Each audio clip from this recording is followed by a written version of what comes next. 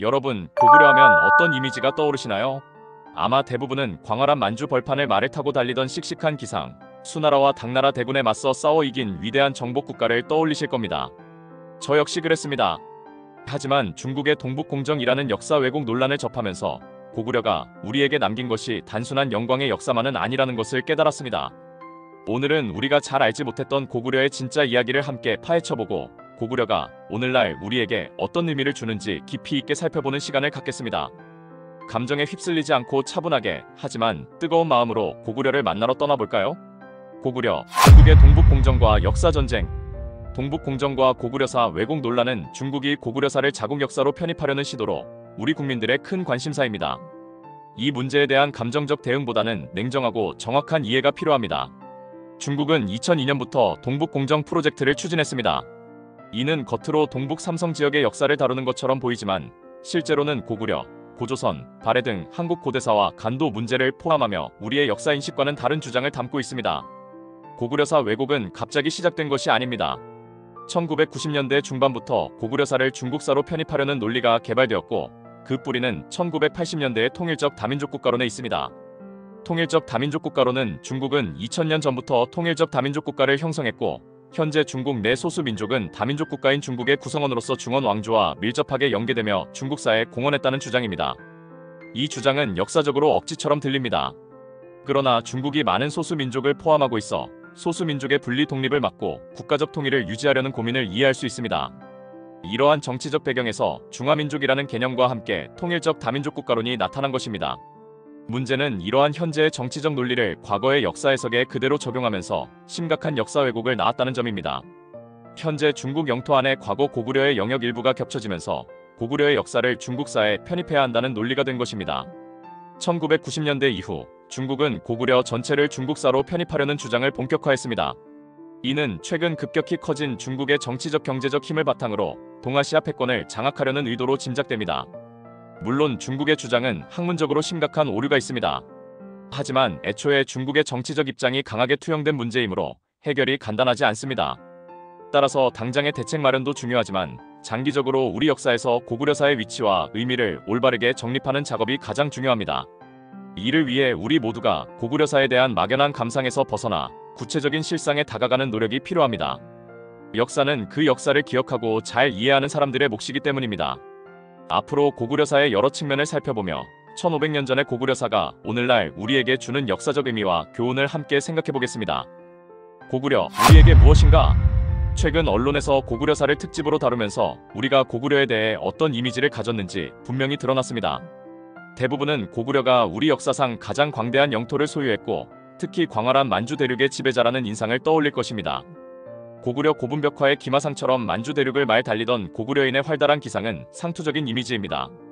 또한 고구려는 상무적 기품과 뛰어난 군사력을 지닌 나라로 인식됩니다.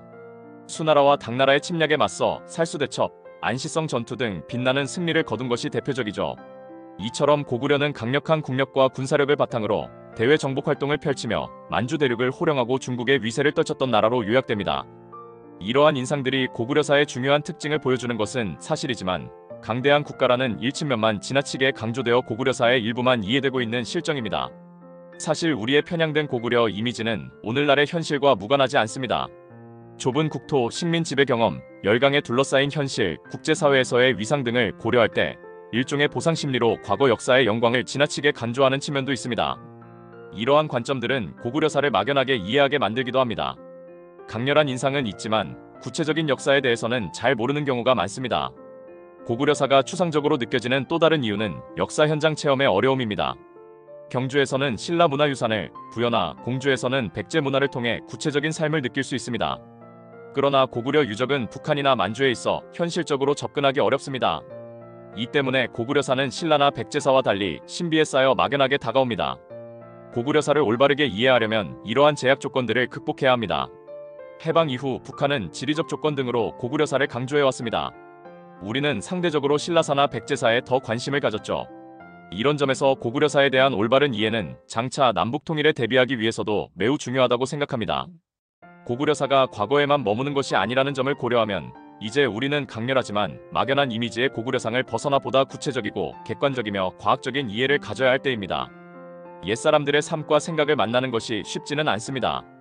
특히 고대사는 사료가 적어 수수께끼를 푸는 듯한 어려움이 있지만 동시에 숨겨진 역사의 비밀을 탐색하는 매력도 있습니다. 앞으로 고구려사가 갖는 매력을 하나씩 보여드릴까 합니다. 우리 곁에 고구려. 고구려는 신라, 백제와 달리 우리에게 멀게 느껴집니다. 그 중심 무대가 북한이나 중국 땅이라 접근이 어렵기 때문이죠. 하지만 의외로 우리 주변에서 고구려를 만날 수 있습니다. 예를 들어 서울 아차산 보루에서 출토된 고구려 토기는 우리 전통 옹기와 매우 흡사합니다. 둥글고 소박한 모습은 1500년 전 고구려 토기에서 오늘날 옹기로 전승된 듯합니다. 고구려는 이렇게 조용히 우리 곁에 남아있습니다. 남한에 남아있는 고구려 유적을 더 살펴보겠습니다. 아차산 고구려 보루 유적, 특히 아차산 사보루성에서는 1000여 점의 고구려 토기가 출토되었습니다. 북한 토기에 뒤지지 않는 양과 질이죠. 발굴 결과 사보루성은 군인 100명 정도가 거주하던 군사시설이었음이 밝혀졌습니다. 아차산과 용마산 줄기에서는 한강에서 임진강으로 이어지는 교통로를 방어하기 위한 15개 정도의 고구려 보루성이 발견되었습니다. 이 중 사보루성 하나만으로도 고구려는 우리에게 한 걸음 가까이 다가왔습니다. 아차산 보루성 유적에서 멀지 않은 곳에 구이동 군사 유적이 있습니다. 1977년 택지 개발 중 발견되었는데 처음에는 백제 무덤으로 오해했습니다. 당시 백제 무령 왕릉 발굴로 백제사에 대한 관심이 높았고 근처에 몽촌토성과 풍납토성 등 백제 도성 유적이 있었기 때문입니다. 하지만 백제 유물과는 다른 이상한 토기들이 발견되었고 몽촌토성에서 고구려 나파립 토기가 나오고 아차산 보루성이 발굴되면서 구이동 유적도 고구려 군사 유적임이 밝혀졌습니다. 이 유적은 아차산 보루성의 전방 초소 역할을 한 것으로 짐작됩니다. 눈앞에 고구려 유적을 두고도 알아보지 못했던 것은 그만큼 고구려가 우리에게 멀리 떨어져 있었다는 것을 보여줍니다. 발길을 북쪽으로 돌려 경기도 연천군 장남면 임진강 북쪽 현무암 단에 위에 위치한 고구려 호로고루성을 소개합니다. 삼각형 모양의 평지성으로 마을 주민들은 재미산 또는 재미성으로 부릅니다. 지금은 성벽 일부가 훼손되었지만 고구려의 축성수를 잘 보여주는 거대한 성벽입니다. 호로고루성이 자리 잡은 지역은 삼국시대부터 전략적으로 매우 중요했습니다. 장마철을 제외하고는 물 깊이가 얕아 말을 타고 건널 수 있는 여울목이었기 때문입니다. 조선시대에도 호로탄이라 불리며 개성으로 들어가는 주요 길목이었습니다. 호로고루성은 고구려가 남진하면서 구축한 전략적 거점이었던 듯합니다. 특히 이곳에서는 남한에서는 귀한 유물인 고구려 기와편들이 많이 발견되어 그 의미가 더욱 큽니다. 임진강 일대에는 호로고루성과 비슷한 고구려 성이 몇 개 더 있습니다. 이렇게 아차산 보루성과 호로고루성은 멀리 떨어져 있던 고구려사를 우리 곁으로 한결 가깝게 만들었습니다. 역사는 선인들의 발자취와 손길, 숨결이 어려있는 곳에서 더욱 가깝게 느껴지는 법입니다. 고구려란 이름. 고구려는 삼국사기에 따르면 기원전 37년 주몽이 건국했지만 고구려라는 명칭 자체는 훨씬 오래전부터 존재했습니다. 중국 한나라가 고조선을 멸망시킨 기원전 107년 현도군에 고구려연이 설치된 기록이 이를 증명합니다. 고고학 자료 또한 기원전 2세기경 압록강과 홍강을 중심으로 고구려라 불리는 집단이 철기 문화를 바탕으로 성장했음을 보여줍니다. 이들은 나라 불리는 지역 정치 집단을 형성했으며 삼국사기와 삼국지에는 조나, 주나, 소노, 전로 등으로 기록되어 있습니다. 고구려를 세운 종족은 주로 맥족과 깊이 관련되며 맥족은 부여, 옥저, 동해를 아우르는 큰 범주인 예족에 속한다고 여겨집니다. 2세기경 중국 역사서에는 고구려의 풍속이 부여, 옥저, 동해와 비슷하다고 기록되어 있습니다. 맥이라는 칭호는 고구려가 독자적인 정치 세력으로 발전하며 다른 집단과 구별되기 시작하면서 사용된 것으로 보입니다. 고구려의 옛 이름과 관련된 흥미로운 자료들도 있습니다. 8세기 돌궐 비문에는 고구려를 베크리로, 도낭문서와 티베트 기록에는 무구리 또는 무쿠리로, 서로마와 동로마 제국의 기록에는 무크리트와 모굴리로 나타납니다. 이들 모두 맥구려 또는 고구리, 고우리와 통하는 발음으로 추정됩니다. 고구려라는 이름의 뜻을 살펴보면 고구려에서는 성을 구루라고 불렀습니다. 구려는 구루와 통하는 말로 성을 의미합니다. 고는 크다, 높다는 뜻이므로 고구려는 대성, 즉 큰 성이라는 의미로 해석할 수 있습니다. 우리는 흔히 고려를 왕건이 세운 왕조로만 알고 있지만 고구려 또한 고려라는 국명을 사용했습니다. 왕건의 고려가 고구려를 계승한다는 의미에서 국명을 따온 것이죠.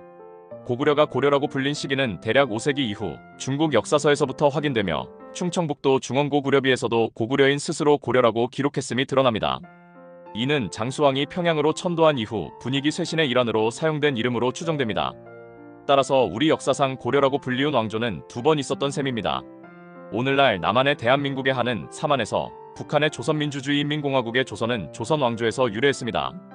만약 남북한이 통일된다면 이 두 이름 외에 고려가 통일국가의 칭호로 적합하다는 주장이 제기됩니다. 고려는 두 번의 왕조에서 사용되었고 서구에서 코리아의 어원이 된 이름이기 때문입니다. 이처럼 고구려는 그 이름 자체로 오늘날 통일을 지향하는 우리에게 새로운 의미로 다가옵니다. 고구려의 광대한 영토, 그 오해와 진실. 고구려는 활발한 정복 활동으로 광대한 영토를 이룬 대제국으로 기억됩니다. 특히 만주 지역을 포함한 고구려 영토의 크기에 대한 관심이 높습니다. 중국의 동북공정은 고구려사를 중국사에 편입하려는 시도로 한국이 고구려 역사를 통해 만주 회복을 주장한다는 핑계를 대기도 합니다. 고구려 전성기의 영토는 북쪽으로 지금의 길림과 장춘을 잇는 선, 동쪽으로 두만강 하류 훈춘 지역, 서쪽으로 요하가 주된 경계선이었습니다. 남쪽으로는 한반도의 남양만에서 중령, 울진, 영덕을 잇는 선까지였습니다. 당시 영토는 명확한 선으로 그어지진 않았지만 한반도 면적의 3배 정도로 추정됩니다. 일시적으로 시베리아나 요서까지 진출한 적도 있지만 고구려의 중심 무대는 언급된 영역에 한정됩니다. 고구려는 농경 문화 기반의 나라였으며 북쪽 경계선은 농경 가능한 북한 개성과 일치합니다. 추운 시베리아까지 영토를 확장할 유인이 적었을 것입니다. 서쪽 경계선인 요하를 답사해보면 고구려 발상지인 압록강과 홍강 일대는 한반도 지형과 유사하여 친숙합니다.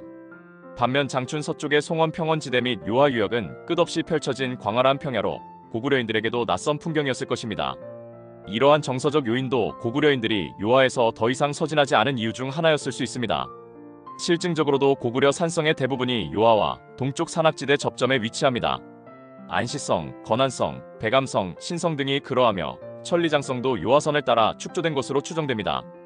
또한 5세기 이후 요서 지역은 모용씨 선비족이나 부기가 차지하고 있어 고구려가 강대국과 치열한 전쟁을 치르면서 요서로 진출할 필요성이 적었습니다. 우리는 고구려 영토를 단순히 크기로만 볼 것이 아니라 양과 질의 문제, 그리고 그곳에 사는 사람들의 생활의 문제로도 이해해야 합니다. 고구려인들은 자신들이 살기 좋다고 생각한 땅을 차지하려 했습니다. 예를 들어 푸른강이라는 뜻의 압록강은 제가 중국에서 요서와 요동의 누런 황토강들을 본 후 처음 만난 푸른강이었습니다. 옛사람들도 누런 강들 속에서 압록강의 짙푸른 색에 감동하여 이름을 붙였을 것입니다. 역사의 현장을 직접 답사하며 느끼는 경험은 중요합니다. 과거 고구려인이 살았던 땅도 오늘날 우리가 만나는 모습과 크게 다르지 않았습니다. 오늘 고구려의 역사와 오늘날 우리가 처한 현실, 그리고 고구려가 우리에게 남긴 의미에 대해 함께 이야기 나눠봤습니다. 중국의 동북공정은 분명히 우리의 역사인식을 뒤흔드는 중요한 문제이지만 단순한 분노를 넘어 고구려사를 객관적으로 이해하고 그 속에서 오늘날 우리에게 필요한 지혜와 교훈을 찾아야 할 때라는 것을 다시 한번 느끼게 됩니다. 막연한 강대국의 이미지를 넘어 우리 곁에 살아 숨쉬는 고구려의 흔적들을 발견하고 고구려라는 이름이 지닌 통일의 염원까지 생각해 볼 수 있었던 소중한 시간이었습니다. 고구려의 역사는 결코 과거에만 머물러 있지 않습니다. 오늘을 살아가는 우리에게 여전히 강렬한 메시지를 던지고 있으며 미래를 향해 나아갈 우리의 정체성을 확인시켜주는 나침반과 같습니다. 저는 고구려사를 통해 우리가 잃지 말아야 할 자긍심과 동시에 주변국과의 관계 속에서 우리의 역사를 어떻게 지키고 발전시켜 나갈지에 대한 깊은 고민을 하게 됩니다. 역사는 단순한 사실의 나열이 아니라 현재를 이해하고 미래를 만들어가는데 필요한 지혜의 보고입니다. 이니 힐링 캠프가 여러분의 역사 이해에 조금이나마 도움이 되었기를 바라며 다음 영상에서도 더욱 유익하고 흥미로운 역사 이야기로 찾아뵙겠습니다. 이 영상이 도움이 되셨다면 구독과 좋아요, 그리고 알림 설정 부탁드립니다. 다음 영상에서는 더 좋은 이야기로 찾아뵙겠습니다. 감사합니다.